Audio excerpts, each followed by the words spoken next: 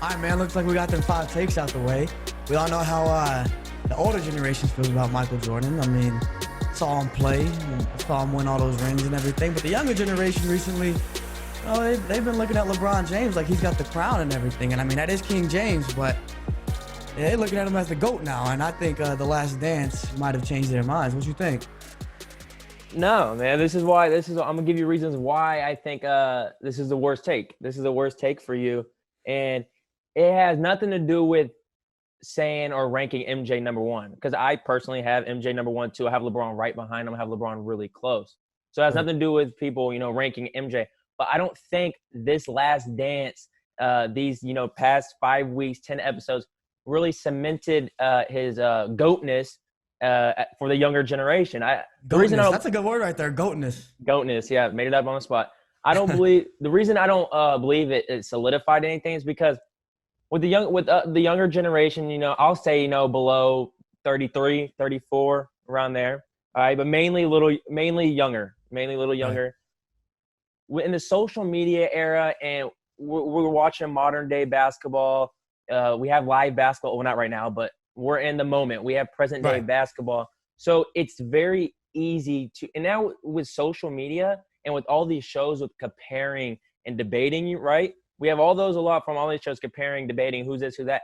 I don't think there is going to be a solidified GOAT, when we have a LeBron James who's really close. Because I think if LeBron, for me personally, I think if LeBron gets one more, he might be the GOAT. But who knows to say LeBron doesn't finish his career with 2 or 3, right?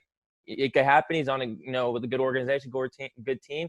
Who knows if, Kevin Durant's still only like 30, what if he gets 3 or 4 more? But the reason, because I don't think that with the present day basketball, with the social media era and all this comparing and debating we do, that anybody will really be solidified as the greatest ever. Because someone's going to say Kobe, someone's going to say LeBron, someone's going to say this. I just think that's the world and the age that we live in. I understand you. Let me answer your question right now, though. You're make a comment on what you said, though. I don't think it's that close between LeBron and Jordan. I think if you ask, here's the thing: is if you ask people over 35, like you said, 40s or whatever, it's not close at all about who's the GOAT. For our generation, then we're looking at LeBron James, but we still understand that Michael Jordan, everything that comes with Michael Jordan. So I don't think it's that close. So I think what The Last Dance did wasn't necessarily turn the tide over to Jordan for our generation, but it gave us the awareness. And I say us, I've always looked at Jordan in that way, especially because I was a huge Kobe fan and Kobe's so similar to Jordan. But I think rather than just flipping us over the tide barely to the other side, where it's not conclusive, but it's, a little bit leaning one way or the other, I think it just showed us like this isn't a comparison. Like this isn't a thing where it's like you got to choose one or the other. This is a matter of one was way more dominant. We hadn't seen it though because we didn't come up in that era. We didn't come up in the 90s. A lot of us were born in the 90s, maybe saw a little bit of Michael Jordan, but didn't really see him in his peak. But now that we see The Last Dance and see how dominant Michael Jordan really was, then now we have an understanding of it. You know what I mean? Yeah, well, the reason when you said the older generation, they don't favor LeBron at all. They just it's Kobe, or not Kobe, excuse me, it's Michael as the GOAT. Right. The thing with the older generation is they have some type of personal vendetta against the younger generation. When it comes to any type of sports, they're ranking their guys. We're talking about bias. They're the most biased, I believe. They don't give any credit to modern day in any really sport, not just basketball, but mainly basketball. You got football, you got some other sports, but those main 2 sports. So I think with the older generation, a lot of their rankings lean towards bias instead of reasonable. But when you said, you think 6 rings and 8, like you think that dominance, no, that dominance that Jordan showed, and he was on top of the world during those years. You think that's watching that only give you like? I don't think that's bias. I think that it is what it is. Like people who witnessed that saw it and they felt it. It was a worldwide impact, and I think that was the biggest thing that we saw from the documentary. That this wasn't just a good player. This was an amazing player that transcended sports. Like this dude was larger than life. No, he was a great player. But going back to the when you mentioned how you didn't think it was close when I mentioned LeBron, and I'm not trying to make this a LeBron thing, but I want to add this into this there, or in this. You say you don't think it's close but you got to look at the level of circumstances. You know, I get the 6 and 8 years. That's Bill Russell is probably the only one that has a better stretch. He's got 11 and 13 years, 12, something like that. You got to Right. look at the level of circumstances, though, that, you know, it's different eras, obviously. You know, so Right. I think this league is more talented, more versatile, more savvy. But at the same time, that's a better argument. At the same time, that's a better argument for players, like if you're talking about Bill Russell and today. When you're talking about the 90s and today, the 90s were as talented as it is today. I mean, you could say some players are more athletic, but the era argument isn't what it used to be. I wouldn't say more athletic. I say because players. I mean, no, not athletic. I wouldn't say more skill set, because skill set now it's you got 7-footers dribbling the ball. You got 7-footers shooting.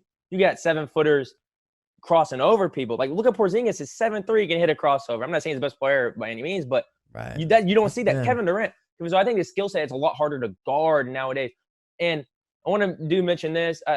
MJ played the Jazz in 1998 and was one of the games, and the Jazz scored 54 points in a finals game. I just want to throw that out there because that was the quote unquote best basketball of the time, 54 points.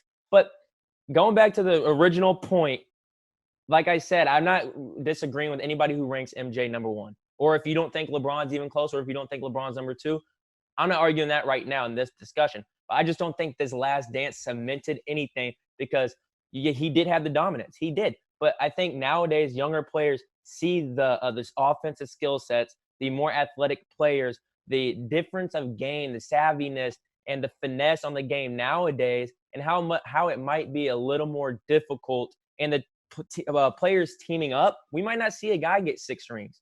You might have 3 superstars here and 3 on another team. It's just it's just a day we live in. So might be a little harder to get those rings. So I don't think that cemented anything in the younger generation's eyes. I think it was a cherry on top for the older generation in reality. Well, here's the thing that really stuck out to me about the documentary is that we hear that argument. You know, we hear that argument a lot about the competition today, you know, is different than it was back then. That, you know, LeBron is playing tougher competition than Michael Jordan played. But this documentary really showed that it really, well, you watched the episode last night? Right, yeah. The Pacers were a legit team, right? But then I watched them play the Jazz, and Jazz scored 54 points in a finals game. But how much is that on the Bulls though? How great was that defense in forcing those 54 points?